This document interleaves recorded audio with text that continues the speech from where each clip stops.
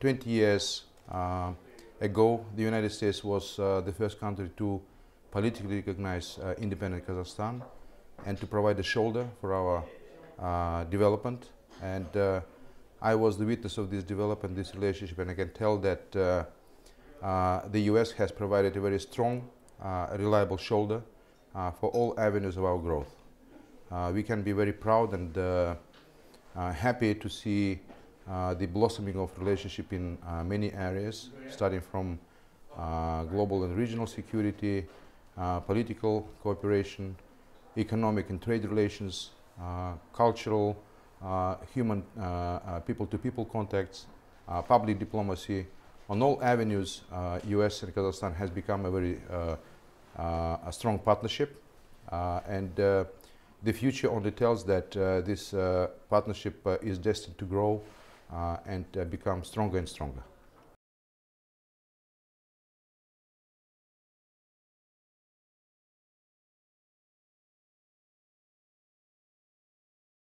We, from the very beginning, when this strategy was announced by Secretary Clinton in India last summer, we immediately embraced the initiative at all levels, and we have had an opportunity to stress the importance we give to this visionary strategy, and this comes from a number of angles, if you like. First angle is, of course, historic, because Kazakhstan, being the heart of Eurasia, was always at the crossroads of different political, cultural, economic, philosophical trends of the world. Therefore, we believe that culturally the Eurasian vision or Silk Road vision for bigger Central Asia completely fits into our history and historic mission, if you like. In the modern day context, of course, Kazakhstan, being an important player in Eurasian geopolitics, of course understands the importance of this visionary approach of providing opportunities for political and economic communication and partnership in all four directions from the center of Eurasia. We, of course, understand the priorities for the immediate future for our Western allies with regard to the situation in Afghanistan, and we see the merits of addressing this burning problem through developing trade, through developing economic cooperation, through developing and facilitating transit routes.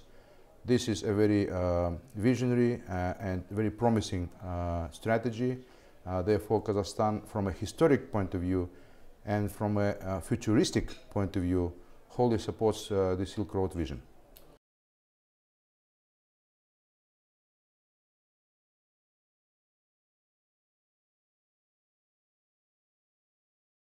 Yeah, Dr. Starr was absolutely right to tell that unless there is practical input into this Silk Road vision, there will be no success. He actually calls for the retrieving back the history.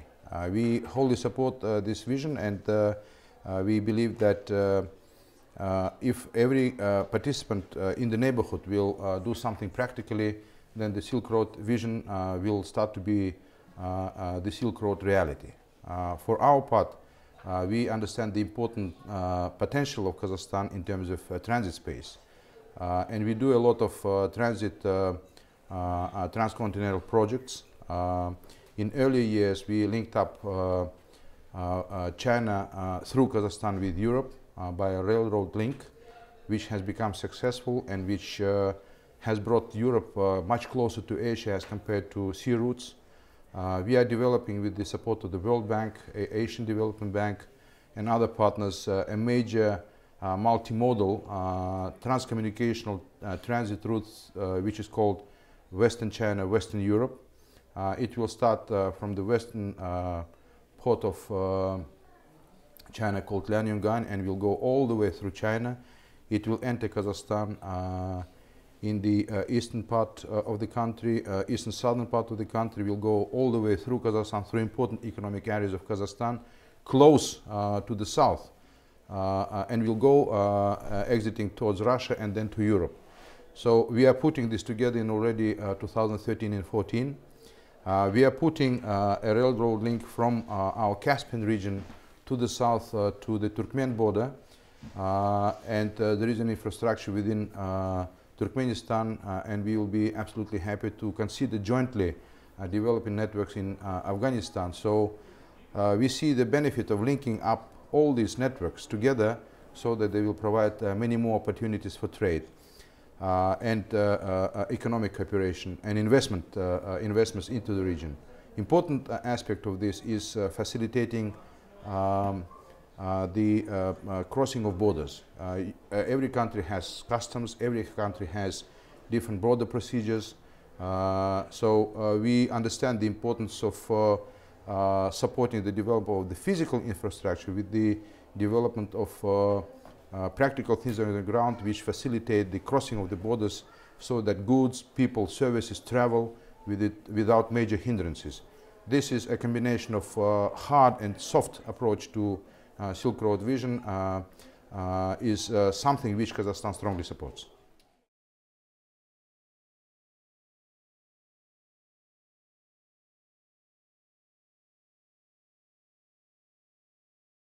My personal conviction is that the best ambassadors are the people of culture, who carry the cultural heritage of each and every nation. And I think that no relationship will be successful unless people of different countries do understand each other culturally, do understand each other historically, where they come from and where they hail to. The performance we have today is the group called Kulansaz. They're a group from one of the regions of Kazakhstan. The beauty of this group is that these are young generation Kazakhs who were born after the Soviet Union collapsed, and they are professional musicians, and they are now retrieving back the cultural roots of Kazakhstan, of the Kazakh nation, and they do it successfully, and they came here to share what they discovered along their professional route with American partners. By doing this, I think we are bringing the real diplomacy into our relationship. Ministries of Foreign Affairs or State Departments may do their lot.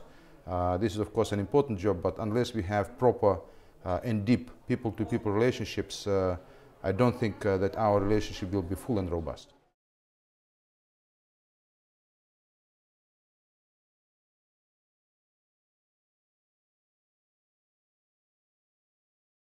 In fact, actually, nuclear cooperation was the first page of our successful relationship, because Kazakhstan, after the collapse of the Soviet Union, found itself as a major nuclear power. Our nuclear strength combined was bigger than French, Chinese and British put together. Therefore, we constituted a major challenge for global politics, and everyone was trying to understand what would be the policy of Kazakhstan.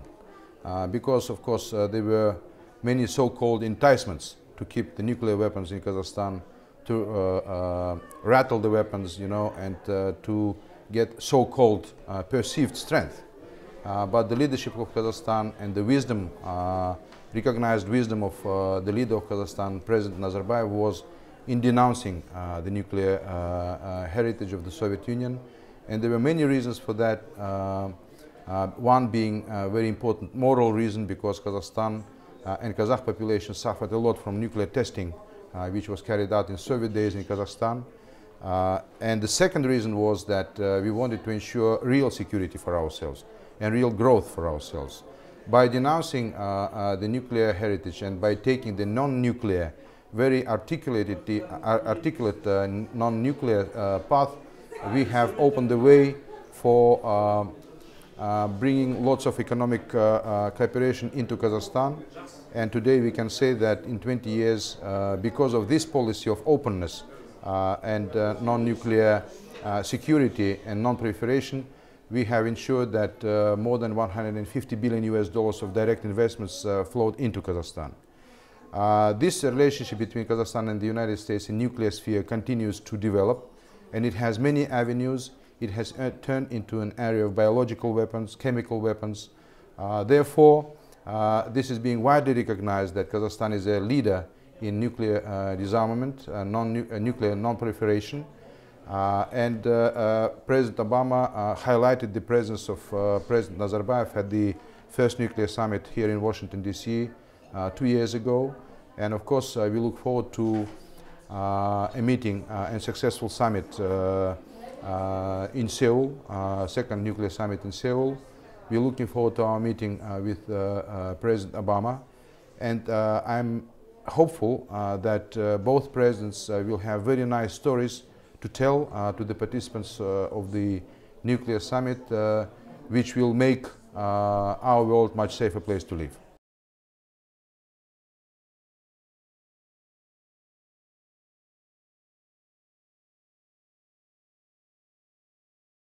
Everyone knows that Kazakhstan offered itself to be the place of the first international nuclear fuel bank. The political decision is taken. There are certain technicalities to be straightened out, but politically Kazakhstan has offered itself as the place, and politically the United States recognize the importance of this decision by Kazakhstan to host the nuclear fuel bank. And I hope that this would be one of the nice things which two presidents will announce at Seoul summit.